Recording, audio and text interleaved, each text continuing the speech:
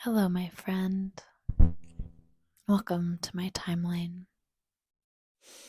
If this is the first time we're meeting, my name is Jess. Thank you so much for being here.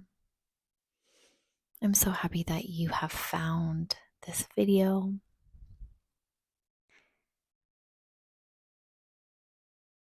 My heart is feeling a little raw today. I'm feeling a sense of change and transformation. And I'm feeling as though it feels like I'm being broken into a million different pieces, just shattered.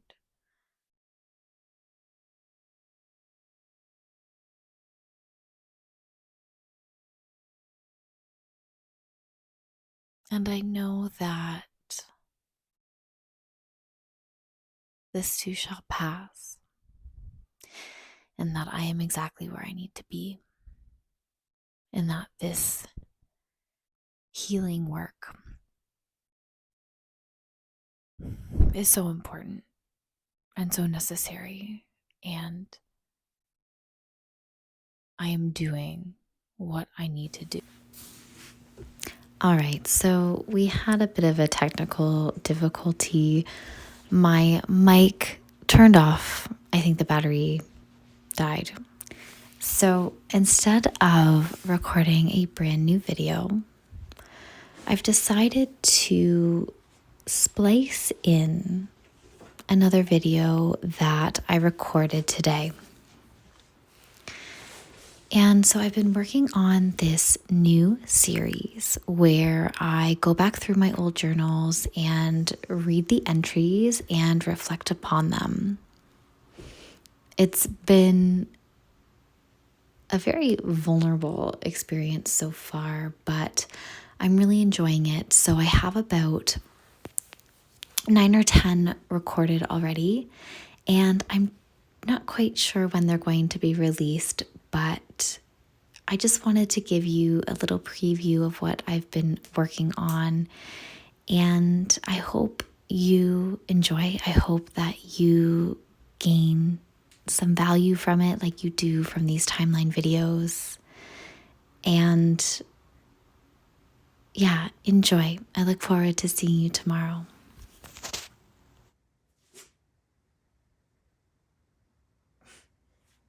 Test, test.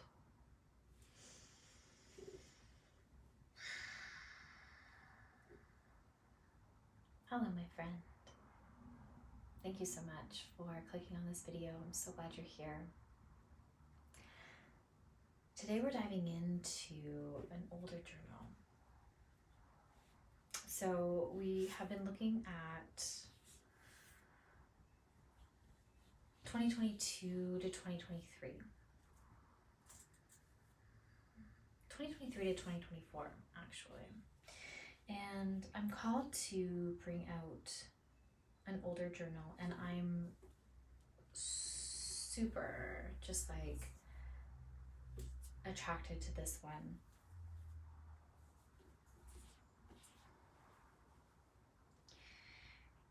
As you can see, it's a beautifully detailed cosmology journal. So there's a little blurb here that I'm going to read. So the notebooks I like to use, these are from Peter Popper Press. And so this is called the Cosmology Journal. Cover art from the Catalan Atlas 1375 by Abraham Cresques of Spain. Features Earth in the center, personified by an astronomer. Concentric circles represent the 4 elements, the 7 planets, the zodiac, and the moon phases, with the 4 seasons in the center. I speak a lot about cycles, and I speak a lot about astrology, and I love using astrology as a lens.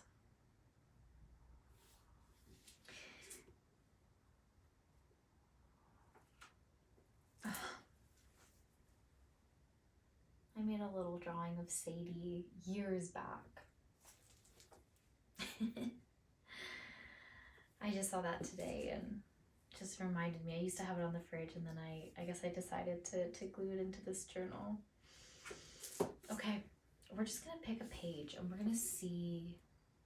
I have not read through this one in quite some time, so I'm really interested really interested to know where I was.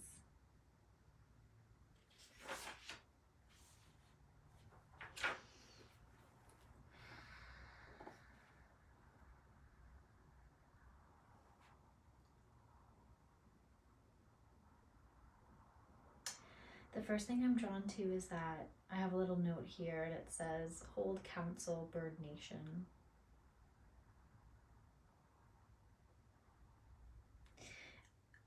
But I think that's what I needed to see on this one page, and I'm drawn to the left side.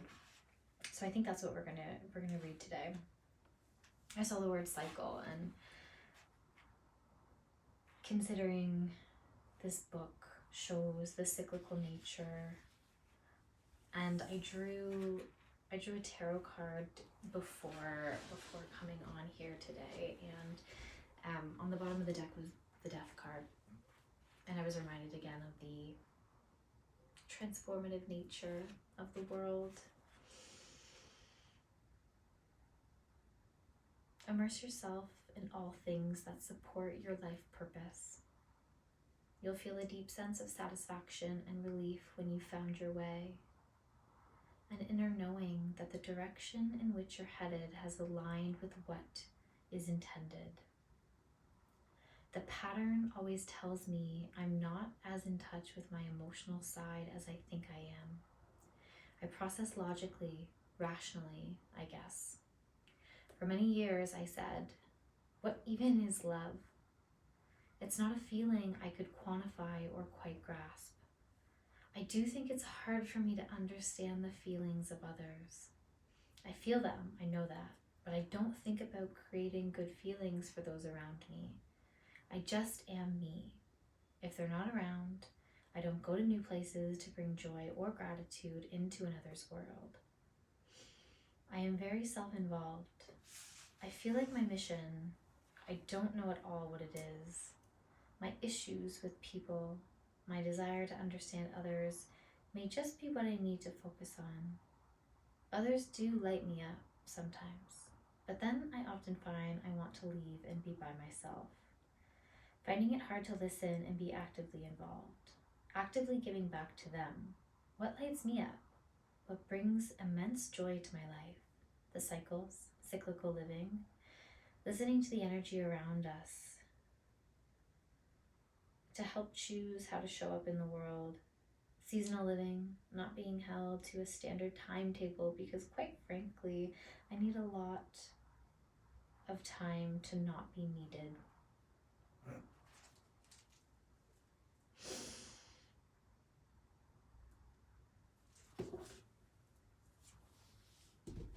There's like a lot to unpack in that. I went out today, and one of the stones that was recommended by the shaman was a rose quartz, and I was called to go to this local shop here in my hometown, and I saw these, they called it the M shape rose quartz, but clearly they're hearts. And it feels really good as like a palm stone. It's interesting because I think in the last video, I was talking about, in another journal entry, about how I just like don't really get love. I just don't get it. And I know that's not true, but that's just what it comes out as when I think about it. I'm like, I don't understand it. And I think because I feel as though I'm not loved in the way that I need to be loved. I feel that because I don't sense that I'm getting the love that I need, that I don't understand what it is. because I'm also not giving love in the way that others need, or so I think. I'm always saying, like, I'm not a good friend, I'm not a good child, like, I'm not a good mom sometimes. And I know that's not true. You know,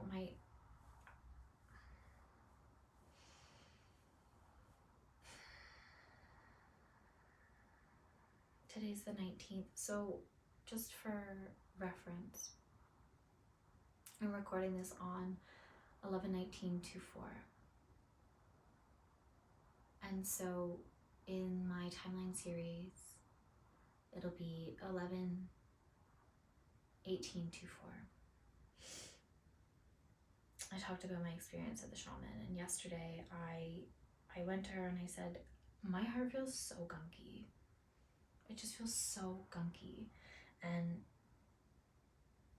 when we came out of the journey, she was writing down, she was writing her thoughts down and what happened. And I had a moment to I was just looking out the window, and in that moment I had this wave of sadness come over me.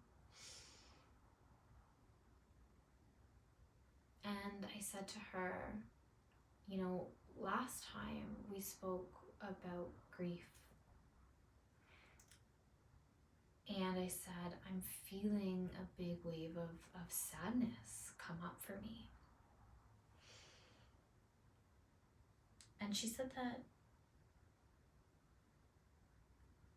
she didn't feel the grief this time, but she said she felt an anger.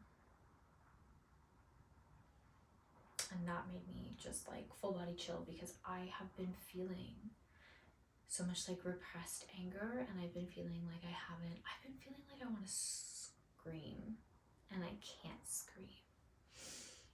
You know, I live in the city, I live in a home with people.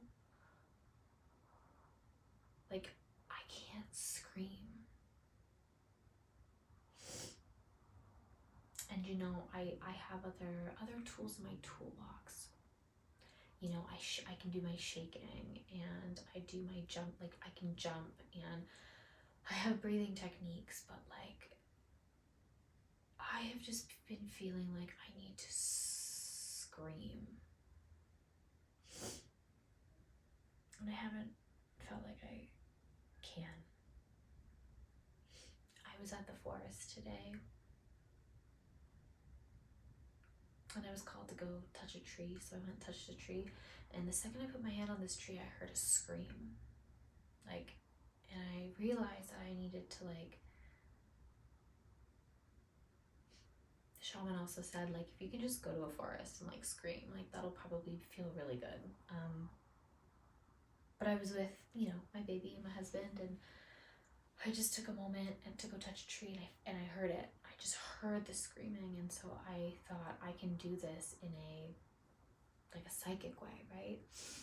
And so I had my hand on the tree, and I just, as I was breathing, I was screaming into this tree and breathing it all out. And the tree was just like accepting and supporting me in that. And it felt really,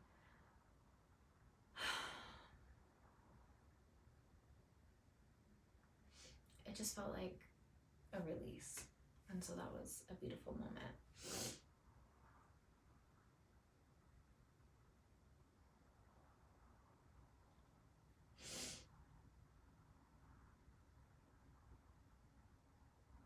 I've been thinking a lot about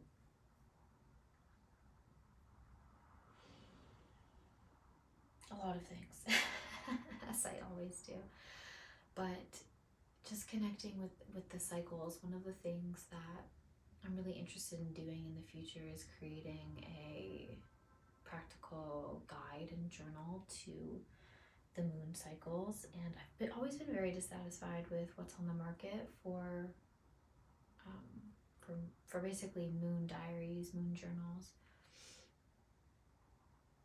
because I haven't found anything that links to your personal cycle, and I really think that connecting with the Kundalini moon zones is also really critical because they stay consistent, from my understanding.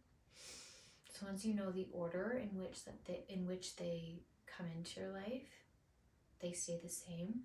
The lens, the energy is going to shift because you're going to have the moon in different zodiac signs, so that's going to assign a different flavor to it. But I think that information is really, really, really critical, and I'm really recognizing the importance of the moon, tracking the moon in my personal life. And I say, especially if you are a woman, because you can also track it with your personal cycle if you do have one. And then connecting in with these moon zones, I think, is going to be very, very critical. Society as a whole talks about women and their emotions being so sporadic and all over the place and complicated, and like, we're constantly changing, we're constantly evolving, and we're constantly getting influenced by these cycles, these seasonal shifts. But I think there is a consistency in it once you track and understand it. If you keep tracking, you're going to see what happens in your world during these times, and then you're going to be able to figure out, oh, maybe I'm not going to book this appointment here because I'm in this zone, or I need to be careful during this time because I know that I'm in this zone. And you can't always align your life perfectly, especially in the beginning, but like, I think my assumption is that the further along you go down the path of tracking, you're going to align yourself with the optimal path. That's all that the law of manifestation is, the alignment laws, or whatever they're called. I have literally no idea, but from what I'm gathering, getting in tune with these cycles and seasonal shifts, understanding your astrological blueprint and working with the planets, and especially the moon being the closest one to us and the one that changes the most frequently, if you can harness the power of the moon, your days are going to be aligned, right? Like, I think of today. Today, Pluto goes into Aquarius. We're ending a cycle that started in 2008. And now we're starting one, and it's not going to end until 2024. So you have a lot of time to get into the groove, right? It's going to be transforming an area of your life, but this is a long, long, long term. This is a 20-year cycle, right? And understanding it and how it impacts your chart is going to be important, but the personal planets, they move so much more quickly. So if we can align with them and understand their influence in our lives, I believe that we can harness it. And I think it's going to be a way to tap into your blueprint and tap into what you can do on a daily basis in order to align best with yourself. Know thyself. I don't know who said that. Right? Is that a thing? Know thyself? Yeah, it must be. Know thyself. Know thyself. This is one way to do that. And that's what I want to work on, because I feel like that's gonna help degunk my heart. And I was talking in that journal entry about feeling like, what am I doing for others? And I'm slowly, I think that the lightning, the thought is, you need to be you, and you need to align with yourself and your path, and you need to just simply be so in tune with your own instrument and your own life force and everything about your soul, that all you can do is radiate to the people around you. And the people that are meant to be in your life are going to get magnetized to you. And then just by proximity, proxy, and just by being you, you're going to support those people in your life. You know, and that's why I'm recording these videos, and it's like, where is this gonna go? What's even the point? But I think the point is that the people that are meant to find this, the people that are going to find value and support and connection in this, are going to find it, because how could they not? There's a reason why I'm doing this, so there must be a reason for it, and there must be people on the other side of it, in theory. Or maybe it's just a fun exercise for me to express, and that's okay too, because maybe in the long run, my experience in doing this is going to support me on an even bigger stage, so that I can then support other people. But all I want to do is be me. I just want to stand in my own power and tell my story from my point of view, from where I am, knowing that it's going to change, and I'm just doing it. I'm just living it. I'm just living it. I guess the disclaimer of this new series is going to be, there's a lot more tears than the timeline video, so just be prepared for a lot of emotional release. Truly, this has been so cathartic doing this.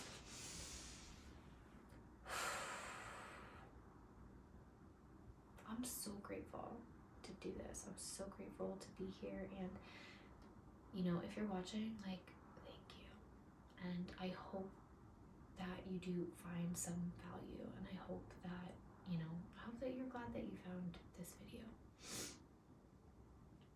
And if you're not, and you listened anyways, then cool. You know, thanks. All right, I'm gonna sign off. I hope you're having a beautiful day, and I look forward to seeing you next time.